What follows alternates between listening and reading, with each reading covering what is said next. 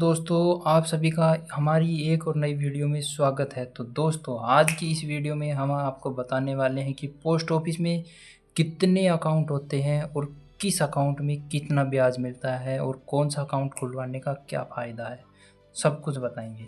तो वीडियो को स्टार्ट करने से पहले एक आपसे रिक्वेस्ट है कि लाइक और सब्सक्राइब ज़रूर कर देना। अगर वीडियो पसंद आए तो अभी मत करना, लेकिन अगर पसंद आए तब कर देना।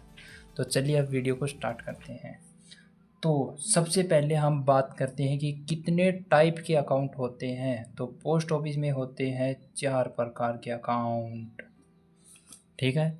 तो इनमें से सबसे पहला नंबर का अकाउंट होता है वो होता है एसबी, जिसे हम जानते हैं सेविंग अकाउंट के नाम से। ये होता है पोस्ट ऑफिस सेविंग अकाउंट, ठीक है। दूसरे नंबर पे आता है आरडी, जिसे हम बोलते हैं recurring deposit, RECURRING DEPOSIT deposit.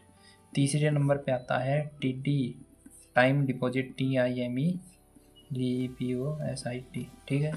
और जो है चौथे नंबर पे आता है एक हमारा SSY, ठीक है। इसको हम बोलते हैं SUKANYA SAMARDDSIYOJNA योजना, ठीक है। तो अब हम बात कर लेते हैं कि कौन से अकाउंट में कितना ब्याज मिलता है। तो जो SB है और RD है, TD है, SSY है। SB में तो हमें मिलेगा 4% का ब्याज। ये सभी हमें को ब्याज मिलेंगे, ये हमें मिलते हैं सभी ब्याज 1 तारीख को डिसाइड है, इस तारीख को ही ब्याज मिलेगा 31 मार्च को, ठीक है। हर 31 मार्च को ही इन सभी जो अकाउंट है, इन सभी अकाउंट का जो ब्याज है वो जुड़ के आपके अकाउंट में आता है। तो SB जो है उसमें मिलता है हमें 4% का ब्याज। RD जो है वो होती है 5 साल की, इसमें हमें मिलेगा 7.1% का ब्याज। और जो TD है टाइम डिपॉजिट, ये टाइम के हिसाब से है। अगर आप 1 साल की 1 साल के लिए TD अकाउंट खुलवाते हो, जिसे हम FD भी बोलते हैं, वो आप खुलवाते हो तो 1 साल में हमें मिलेगा 6.9%। 2 साल की अगर खुलवाएंगे तो हमें मिलेगा 7%। अगर 3 साल की खुलवाएंगे तो हमें मिलेगा 7.1%। और डायरेक्ट फिर खुलती है 5 साल की। 5 साल पे अगर खुलवाते हैं तो 7.5%, ठीक है। और अब हम बात करते हैं इन सभी का राजा। ये ब्याज तो कुछ भी नहीं है, इन सभी का राजा है ये। इसमें हमें मिलता है 8.2% का ब्याज भाई। ये अकाउंट जो है ये स्पेशल सुकन्या, जो 10 साल से नीचे की जो बेटियां हैं, लड़की हैं, उनके लिए खुलता है ये अकाउंट। और उनकी ये बाद में बताते हैं। चलो बात करते हैं कि क्या क्या फ़ायदे हैं इनके। तो सबसे पहले SB अकाउंट के, इस अकाउंट का ये फ़ायदा है कि आप इसमें कभी भी रुपए जमा कर सकते हो और कभी भी विड्रॉल निकाल सकते हो, कभी भी डिपॉजिट कर सकते हो, कभी विड्रॉल कर सकते हो, ठीक है। इसका ये वाला फ़ायदा है। और जो RD है उसका क्या फ़ायदा है? उसका फ़ायदा ये है कि आप हर महीने एक किस्त जो होती है ना, वो आप बना सकते हो। 100 रुपये हर महीने जमा करने हैं तो 100 रुपये हर महीने जमा हो जाएंगे। 200 रुपये, 500 रुपये, मतलब एक बार स्टार्टिंग में आपको बताया जाएगा कि आपसे पूछ के अकाउंट खुलवाया जाएगा कितने रुपए का आप अकाउंट खुलवाना चाहते हो। तो आप जितने भी रुपए का आप अकाउंट खुलवाओगे उतने रुपए आपको हर महीने जमा करने होते हैं। ये मिनिमम 100 रुपये से और मैक्सिमम कितने रुपए भी हो सकते हैं, ठीक है। तो लगभग 100 रुपये, 200 रुपये और 500 रुपये तक का ही खुलवाते हैं ज़्यादातर लोग। तो आप भी खुलवा सकते हैं इतना, ठीक है। और इसमें जो है ये जो है वो 5 साल के लिए ही खुलता है, ठीक है। 5 ईयर फिक्स है इनका, 5 ईयर तक ही खुलवाओगे आप।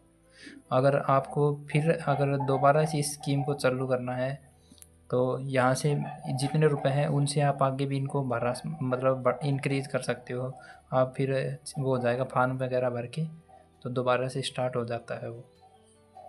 तो अब हम बात करते हैं TD टाइम डिपॉजिट। इसका ये है कि आपको एक बार जितने भी रुपए हैं 1000 रुपये मिनिमम 1000 रुपये से खुलती है ये आरडी, ये जो फिक्स डिपॉजिट है ना, टीडी टाइम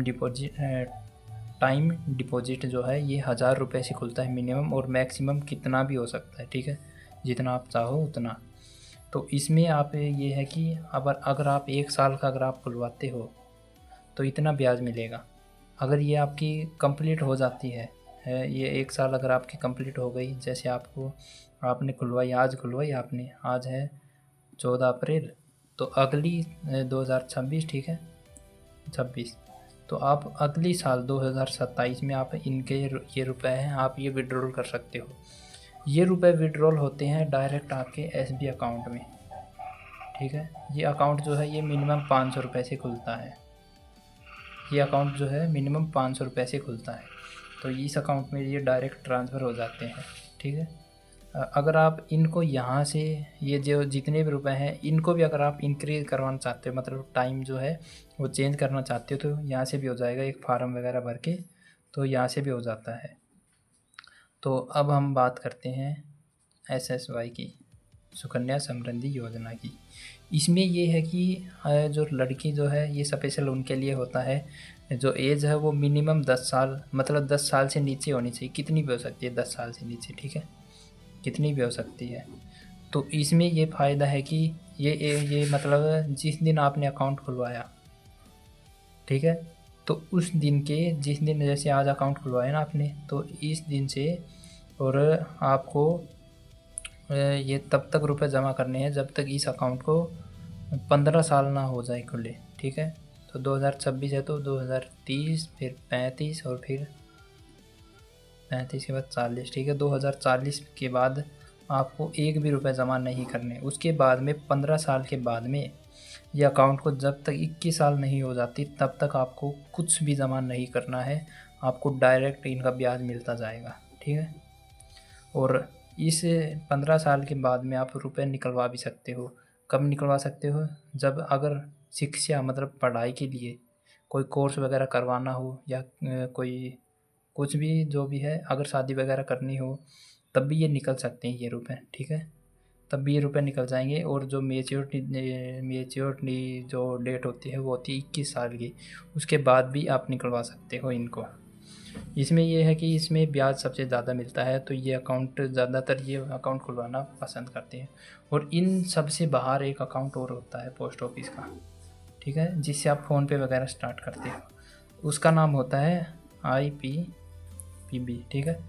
ये जो है ये अलग से एक ब्रांच होती है पोस्ट ऑफिस में, इंडियन पोस्ट पेमेंट बैंक की, ठीक है। तो इस अकाउंट में आपको एक कार्ड सा दिया जाता है, ठीक है, कार्ड दिया जाता है। उसमें जैसे आधार कार्ड नंबर होते हैं वैसे इसके अकाउंट नंबर होंगे, ठीक है। अकाउंट नंबर के बाद में कंज्यूमर आईडी होती है, ठीक है। तो ये जो अकाउंट है ये मिनिमम आपका खुलता है 250 रुपये से, मिनिमम आपका 250 रुपये से खुलेगा ये अकाउंट, ठीक है।